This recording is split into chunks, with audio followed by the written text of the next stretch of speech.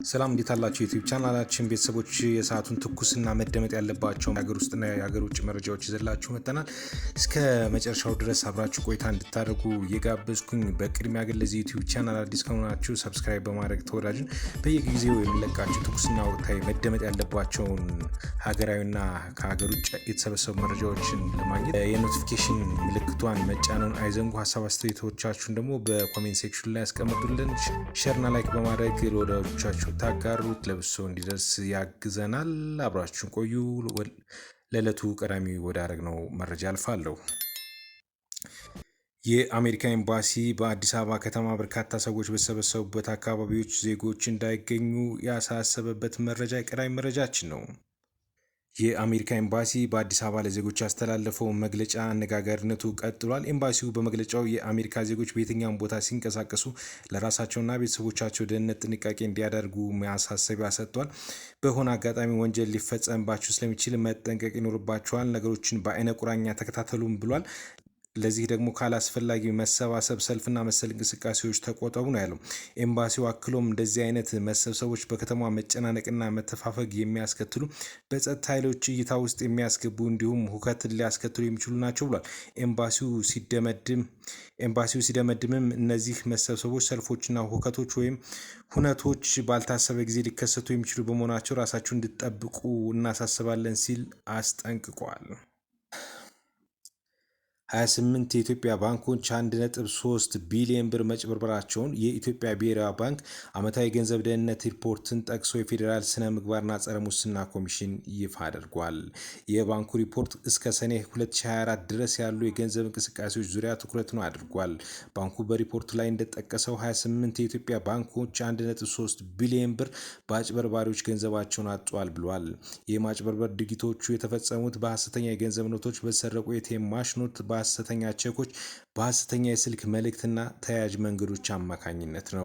በዚህ ዓመት ባንኮች ያጡት ገንዘብ ከአምናው ተመሳሳይ ወቅት ጋር ሲነጻጸር በ300 ቢሊዮን ብር ጭማሪ እንዳሳየም በሪፖርቱ ላይ ተጠቅሷል። በኢትዮጵያ በአጠቃላይ ካሉ 31 ባንኮች ውስጥም 28ቱ ሲጭበረበሩ የቀሪዎች 3 ባንኮች ማንነት ግን በሪፖርቱ ላይ አልተጠቀሰም። ባንኮች ከአነስተኛ የብድርና ቁጠባ ተቋማት ጋር በመቀናጀት ብድሮችን እየሰጡ ነው የተባለ ሲሆን ይህ አገልግሎት እየጨመረ መሄድና የበይነ መረብ ማጭበርበሮች መበራከታቸው ባንኮች የሚያጡትን ገንዘብ ሊጨምር እንደሚችል ብሔራዊ ባንክ በሪፖርቱ ላይ ጠቅሷል።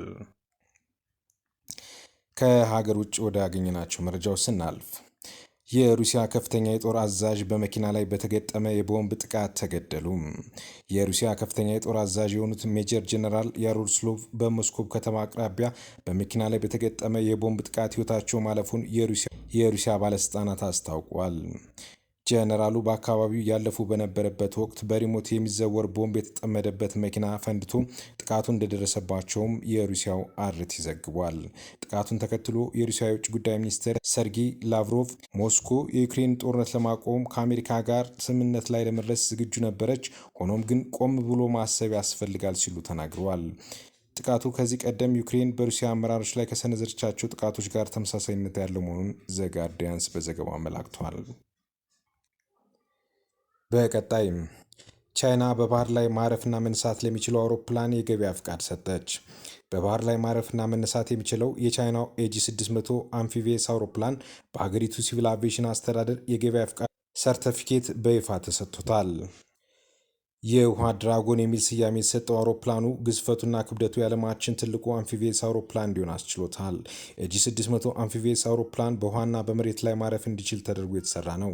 አንድ ጊዜ በተሞላ ነዳጅ 4500 ኪሎ ሜትርን የመሸፈን አቅም ያለው ይህ አውሮፕላን ከባድ እሳት አደጋን ለማጥፋት፣ የባህር ላይ ፍለጋን ለማካሄድና ለነፍስ አድን ተልዕኮች እንደሚውልም ተጠቁሟል። አውሮፕላኑ ለእሳት አደጋ ተልዕኮ የሚሆን 12 ቶን ውሃና 50 ሰዎችን የመጫን አቅም እንዳለውም ተጠቅሷል።